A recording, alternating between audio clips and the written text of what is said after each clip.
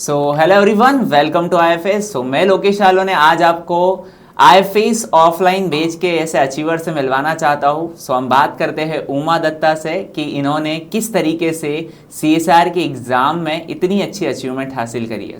Welcome Uma. Yes sir. अपने बारे में थोड़ा कुछ बताओ कि आप किस रीज़न से हो और आपने क्या अचीवमेंट किया है। कैसा एक्सपीरियंस रहा आपका आईएफएस ऑफलाइन पुणे में। मैं वेस्ट बंगाल से हूँ। मैं ऑफलाइन पुणे में क्लास करती थी उधर। एक्सपीरियंस मतलब मैं बहुत बहुत फायदे में थी वहाँ पे जब थी, तो सर ने बहुत हेल्प किया था हम लोग को। हम लोग का अलग अलग मेंटोर होता था। जहाँ भी प्रॉब्लम होता था सर हम जाते थे सर के पास। सर हम लोग को बहुत अच्छे से समझाता था कि कहाँ पे प्रॉब्लम है। और सबसे बेस्ट पार्ट वहाँ का होता था कि हर संडे हम लोग का एग्जाम होता था। कभी भी अगर स्कोर बहुत कम आए या फिर कुछ भी हुआ तो सर हम लोग को बहुत सपोर्ट करता था। ये वाला बात तो हम लोग को बहुत अच्छा लगा था जब मैं वहाँ पे पुणे में थी। पुणे से बैक करने के बाद भी मैं टच में थी उधर, तो सर ने बहुत हेल्प किया था। तभी भी सर ने बहुत हेल्प किया था। आपका मास्टर्स में क्या सब्जेक्ट था मेरा जूलॉजी था मास्टर्स। और कब कंप्लीट हुआ आपका मास्टर। 2023। अच्छा। फिर कैसे आपने अपना एक डिसीज़न बनाया कि मुझे ऑफलाइन जाना है एंड देन पुणे लोकेशन पर जाना है, और जैसे आप पुणे लोकेशन पर एक बार विज़िट करने आए होगे तो कैसे आपका डिसीज़न कंफर्म हाँ। हुआ।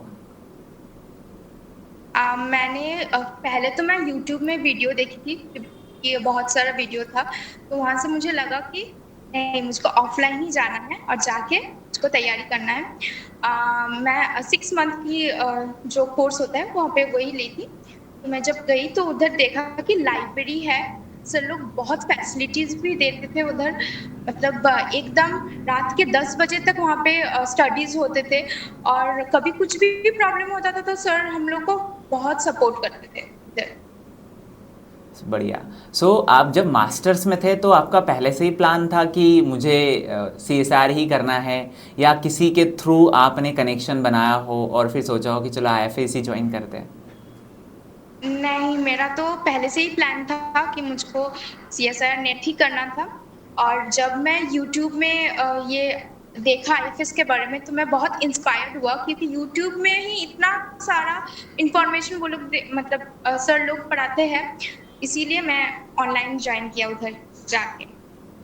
जब आप ऑफलाइन आए यहाँ पर और जब आपने जर्नी स्टार्ट करी तो क्या क्या प्रॉब्लम्स आपको थोड़ा फेस करना पड़ा कि होप जैसे कि आप बहुत अलग रीज़न से हो, बहुत सारी चीज़ें कम्युनिकेशन में होती है, लैंग्वेज में होती है, तो क्या रहा ऐसा। हाँ, पहला पहला तो लैंग्वेज था, क्योंकि मैं वेस्ट बंगाल से हूँ तो यहाँ पे बंगाली होता है, उधर मराठी था।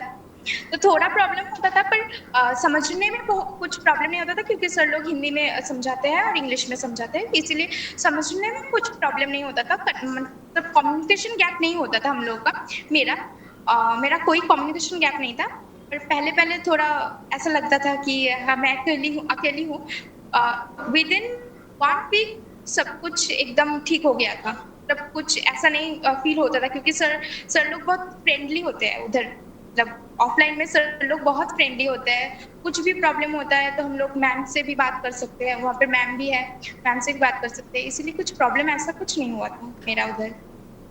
कैसा रहा आपका यहाँ पर जो जर्नी था, उसमें क्या स्ट्रगल आपने फेस किया, और क्या बताना चाहते हो आप हमारे दर्शकों को कि हाँ, अगर कभी आप ऑफलाइन जाओ तो एटलीस्ट ये स्ट्रैटेजी ज़रूर यूज़ करो जिससे कि सिलेक्शन के चांसेस मोर देन मोर होते हैं।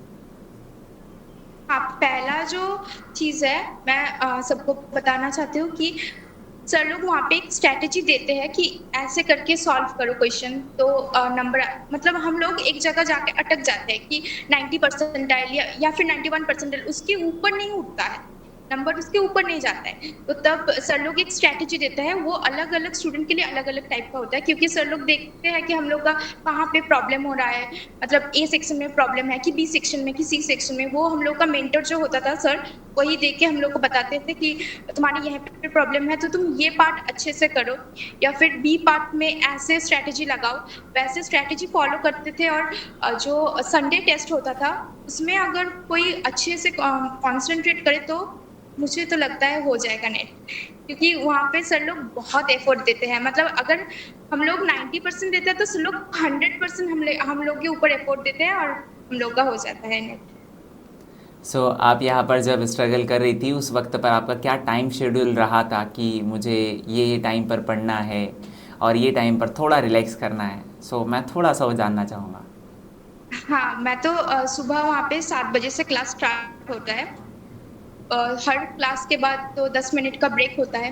तो फिर 10 मिनट के ब्रेक मैं टिफिन करने जाती थी, मेरे फ्रेंड्स थे वहाँ पे उस लोगों के साथ। फिर 2 बजे तक क्लास चलता था, कभी कभी 3 साढ़े 3 तक भी क्लास चले हैं। और मेरा याद है दिवाली के टाइम पे कुछ ही हम लोग स्टूडेंट थे तो 5 बजे तक भी क्लास चले थे, मतलब एकदम 7 बजे से 5 बजे तक हम लोग क्लास किए थे तब। तो क्लास करने के बाद हम लोग वहाँ पे लाइब्रेरी पे बैठते हैं और फिर 10 बजे तक पढ़ते थे। तो 2 बजे से मैं तो 2 बजे से 4 बजे तक थोड़ा रेस्ट लेती थी। फिर 4 बजे के बाद 4:30 5 से फिर से स्टार्ट कर देती थी पढ़ना। फिर 10 बजे तक पढ़ के सो जाती थी। चलो बहुत बढ़िया। यही स्ट्रैटेजी। हाँ। सो वैसे कॉन्ग्रेचुलेशन, आपने ये स्ट्रैटेजी यूज़ करके अपना अचीवमेंट तो ज़रूर हासिल किया है। सो मुझे ऐसा लग रहा हाँ है कि सर। अभी आप लेबोरेटरी में ही हो। सो कैसा रहा आपका हाँ। लेबोरेटरी का थोड़ा सा एक्सपीरियंस, वो भी जानना चाहूँगा कि आफ्टर CSR क्वालिफाई करने के बाद आप कैसे लेबोरेटरी तक पहुँचे? अभी मैं विद्यासागर यूनिवर्सिटी में ही हूँ। तो अभी मैं PhD अभी ज्वाइन करने वाली हूँ। और अभी मैं as in a post of PI में हूँ, प्रोजेक्ट में हूँ एक। वही काम कर रही थी अभी लेबोरेटरी में, ब्रेन के ऊपर, ब्लड ब्रेन बैरियर के ऊपर मैं काम कर रही थी। इधर मेरा पहले मेरा गेट हुआ था, मतलब IFS के आने के जस्ट पहले मतलब आने के बाद ही मेरा गेट क्वालिफाई हुआ था। वो गेट स्कोर लेके मैं इधर घुसी हूँ, मतलब यूनिवर्सिटी के पोस्ट में घुसी हूँ।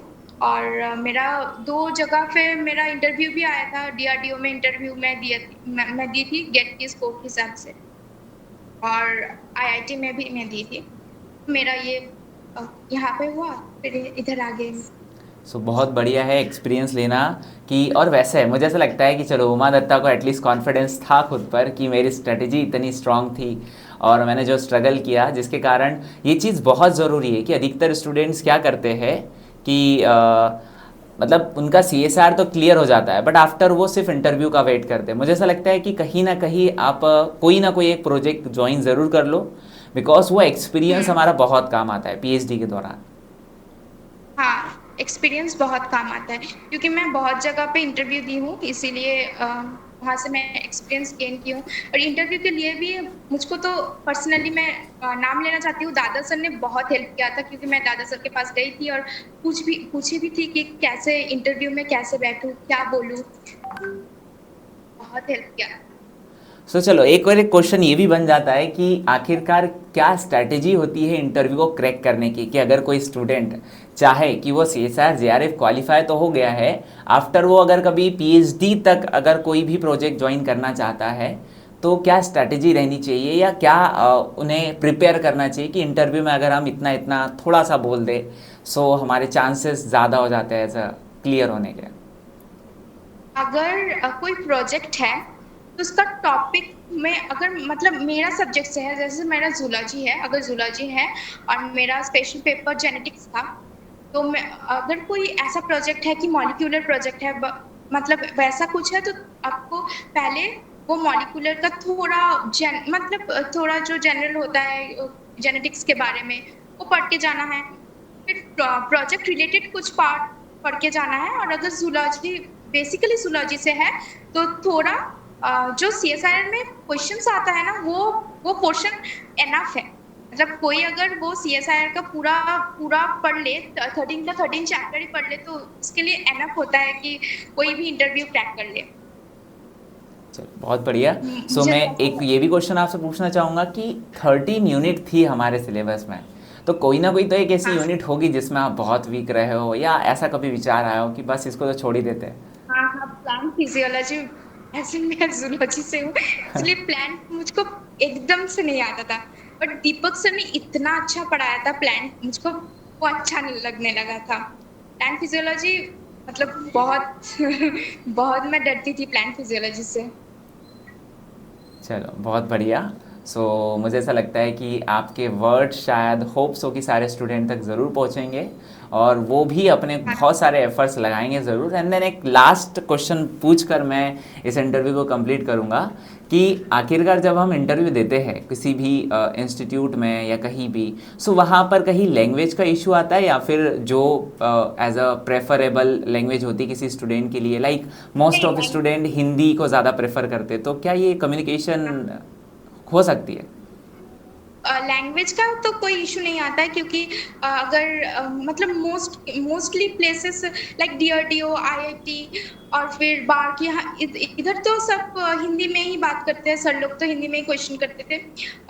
Sometimes they ask for English sometimes, पर ऐसा कुछ लैंग्वेज प्रॉब्लम नहीं होता है। अगर वेस्ट बंगाल का कोई है तो बंगाली में ही हो जाता है इंटरव्यू, मतलब लैंग्वेज का कुछ ऐसा फर्क नहीं पड़ता। चल मतलब हिंदी इंग्लिश आना चाहिए, ऐसे हो जाते हैं सब जगह। चलो, सो थैंक यू उमा।